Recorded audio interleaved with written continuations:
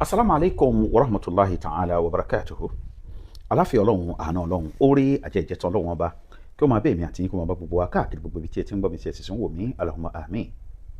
Ọmọbìnrin tó wà lójú fọ́nrán yìí, gbogbo àwọn tí wọ́n bá wà lórí social media pàápàá jùlọ TikTok ni wọ́n máa ti rí ojú ẹ̀ tó ń sọ̀rọ̀ nípa ọ̀rọ̀ orúkọ.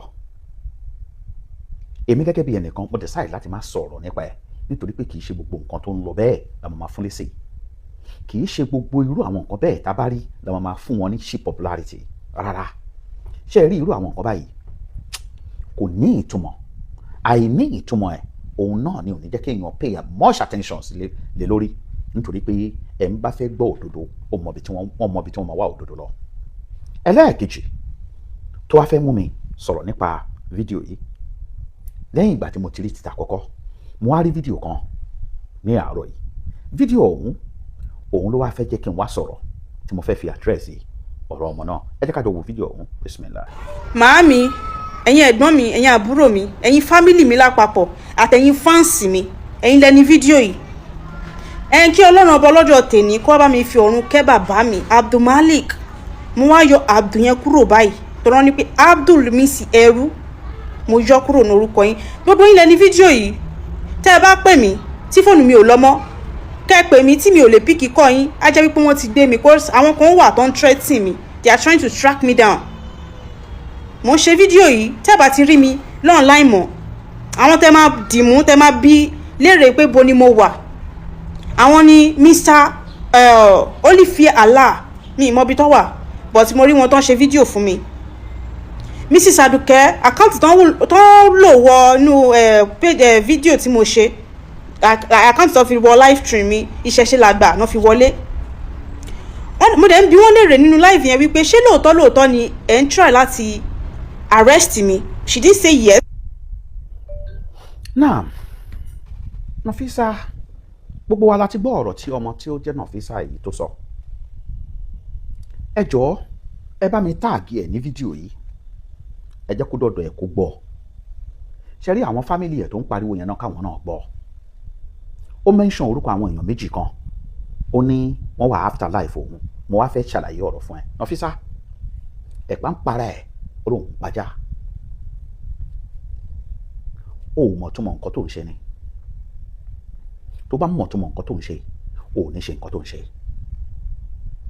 Alákọ̀ọ́kọ́ ni pé ṣàgálà ni ẹ́, illegal immigrant ni ẹ́ ní ibi tó wà. Ẹlẹ́ẹ̀kejì òun náà ni pé you are not licensed láti máa create content pẹ̀lú àwọn tó ń ṣiṣẹ́ pẹ̀lú ẹ̀. Domestic worker ni ẹ́. Ẹlẹ́ẹ̀kẹta, o lè gbójú èèyàn kan sínú fídíò tó ń ṣe kó máa rẹ́rìn kó jẹ́ pé òun náà máa padà lò against ẹ̀. Torí pé ọ̀pọ̀lọpọ̀ yín ńṣe lè máa ṣèbí wípé ẹ fẹ́ trend, ẹ máa fi kíkí, ẹ máa fi orí ọ̀ká, ẹ máa fi ọmú, ẹ máa fi ìpín nǹkan lè ń ṣe. Àwọn tó ń bá ẹ sọ̀rọ̀, àwọn tó ń mention yẹn, wọ́n fẹ́ràn ẹ dáadáa ni. Àwọn tí wọ́n fẹ́ràn ẹ, wọ́n máa repost fídíò ẹ ni. Wọ́n máa repost ẹ. Ẹlẹ́ẹ̀kẹrin, amọ̀bí tó belong sí. Ó ní Abdul ti yọ kúrò nínú orúkọ. Yọ orúkọ kúrò nínú bàbá ẹ, wọ́n ti ní Abdul ẹrú ni. We know where you belong. Sórí gbogbo àbòsí tó fẹ́ máa ṣe yẹn, sórí àbòsí yẹn, sórí ẹ̀mí ara ẹ ni kò dù. Ṣé ọmọdé tí mo sọ pé kò di ẹ̀mí ara ẹ? Sórí àwọn tó ń expose yẹn, eyín tí ajá bá fi ń bọ́mọ ṣeré òun náà ló fi ń gẹ̀jẹ̀. Sórí àwọn tó wà pẹ̀lú ẹ̀ yẹn, jẹ́ kí n sọ òdodo ọ̀rọ̀ fún ẹ. Ọ̀pọ̀lọpọ̀ wọn kì í ṣe mùsùlùmí original. Nínú ìlú tó ti ń ṣiṣẹ́ yẹn, ọ̀pọ̀lọpọ̀ wọn kì í ṣe mùsùlùmí original. Àwọn mùsùlùmí original náà máa rí ẹ gẹ́gẹ́ bí black, wọ́n á rí ẹ gẹ́gẹ́ bí ara wọn. Àwọn tí wọn kì í ṣe mùsùlùmí original, wọ́n rí ẹ gẹ́gẹ́ bí ẹranko. In tó bá wù wọ́n náà lè fi ẹ ṣe. Sórí bí wọ́n ṣe ń lò ẹ tó wúlò fún wọn yẹn, ọjọ́ tán bá dọ̀nà pẹ̀lú ẹ, sórí gbogbo nǹkan tó ń ṣe yẹn, nítorí pé o post yẹ sí a restricted channel, o post yẹ sórí social media ni. Àwa máa bẹ́ẹ̀ sọ̀rọ̀ dọ̀rọ̀. Sórí nínú nǹkan tó burú láyé tí ọ̀pọ̀lọpọ̀ tó jẹ́ a domestic worker tó máa ṣe òun náà ni pé kó máa lo àwọn employers ẹ̀ family àbí nǹkan tó ṣẹlẹ̀ around wọn láti fi build the social media career ẹ̀ ó léwu púpọ̀ nítorí pé wọ́n gbà ẹ́ gẹ́gẹ́ bí ọmọọṣẹ́ ni wọ́n gbà ẹ́ as a content creator. lára ewu tó wà ń bẹ̀ in tó ń ṣe yẹn àwọn tó ń ṣe pẹ̀lú ẹ̀ wọ́n lè má rí ẹni ìsinsìn àwọn kan lè píìkì ẹ̀ kí wọ́n lò ó lè padà ó lè create immigration and employment problem fún ẹ tó o bá mọ̀.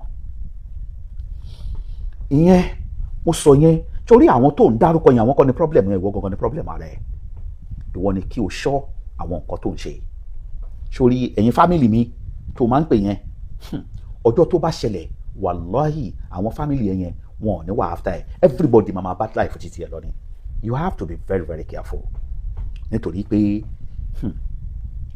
àwọn ẹni wọ̀nyí àìmọye nìwọ náà máa ti gbọ́ nínú àwọn tó ti bá wọn ṣiṣẹ́ rí tí wọ́n pa tí ò sí nǹkan kan tó tẹ̀ yẹn yọ so má fi àwọn nǹkan kankan tó máa kó bá life ẹ má fi ṣeré má fi ṣe content àwa máa advice ẹni o àwa máa advice ẹ lọ́nà tó tọ́ ni ẹlẹ́ẹ̀kejì nínú ọ̀rọ̀ mi ẹ̀yọ́ máa yá mi nẹ́ẹ̀sì Islam ṣe rí kò sẹ́ni tó value orúkọ tó dáa tó Islam is a complete way of life. Rasulullah sallallahu alayhi wa sallam ó sọ fún wa ó ní innakum tud'awna yawma al-qiyamati bi asma'ikum tó bá dọjọ́ ọ̀gbìn dàlkìyàmà orúkọ yín lọ́lọ́run bá máa fi pè yín o wa asma'i aba'ikum àti orúkọ àwọn bàbá yín fa ahsinu asma'akum orúkọ tó dáa ní kẹ́ máa fún ara yín. hadith Rasulullah sallallahu alayhi wa sallam al-islamu yuhtamu bil ma'na kama yuhtamu bil ism. Sharia ẹ̀sìn Islam ó pay attention sí orúkọ àti ìtumọ̀ orúkọ tá a fẹ́ jẹ́. So ó wá create content kó wá máa sọ̀rọ̀ nípa pé orúkọ kan Miftah kíní kankan kò ní ìtumọ̀ lọ́dọ̀ àwọn tó bá ní làákàyè nítorí pé nǹkan tí Islam tó pay attention sí jù òun náà ní kí lorúkọ ẹ kí ni ìtumọ̀ orúkọ ẹ àìmọye àwọn orúkọ ní Rasulullah sallallahu alayhi wa sallam ló yí padà nígbà ayé ẹ orúkọ eléyà kì í jẹ́. So Islam is a complete way of life.